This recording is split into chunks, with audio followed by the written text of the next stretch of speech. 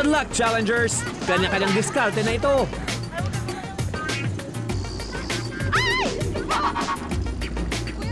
Kaya talaga ang sakay na! Sasakyan kita, mano, sa lahat ng gusto mo. Dandaan mo, one hole. Sasakyan kita. Sige lang, ano, basta ituloy mo yung inspirasyon ng boses ko. Sasakyan, asa na yun? Hirap ko. Halika, ate. Hello. Tulungan mo ako, ate. Anong tulong ko Dalhin sa'yo? mo ako sa the mall. Ah, layo nun! Sige nga. Ay, Christine, ayaw nga eh. Kahit hanggang kanto lang. Hindi, wala yun. Kuya, ka na lang. Sumama ako, ang ganda mall. Oo, dali, alalayan mo ako, ah. Sige, lakad Di ka na naawa sa bata. Yan. Ito namang si Mickey, Kuya, pwede pa hatid? Oo. Surprise naman to eh. O sige, kuya. Pero magbabagal lang ha, kasi hindi ako marunong talaga. Hawa ka lang dyan? Oo.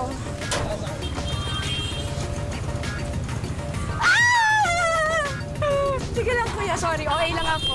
Ang feeling ko talaga nun sobrang mawawapoys ako. Tipong, tipong rorolyo ako sa kalye. Yun yung mga nasa isip ko eh. And true enough nga, pag umaandar na yung tricycle, pag nagbe-brake siya, sumusuot yung legs ko sa ilalim. Feeling ko, mapuputol yung pako doon or what. Pero thank God, hindi naman nangyari yun. I was just really scared kasi ultimo pag-balance, hindi ko talaga alam. at ang ating Best Supporting Actress for a Comedy. Kaya ko to. Sakay na! Hey, Malo! Sakay na! Come on! Yan. Three. Lupa! Huwag sa lupa, kuya. Dahil, naglalakad ako. Dahil lang. Basta physically challenging siya. Una-una kasi, hindi ko siya naman mag-rollerblades nga, yun. Kaya nakakapagod, sobrang nakakapagod. Habang hirap na hirap ang ibang challengers, si Jen naman ay malapit na makarating sa finish line. Yung tricycle driver na, walang pakialam. Walang pakialam sa akin sa likod. Eh, nakaganyan-ganyan na nga pa ako. Tabingi. Kasi sobrang sakit tapos todo. O, sumisigaw na nga ako, kuya. Mabagal lang sana.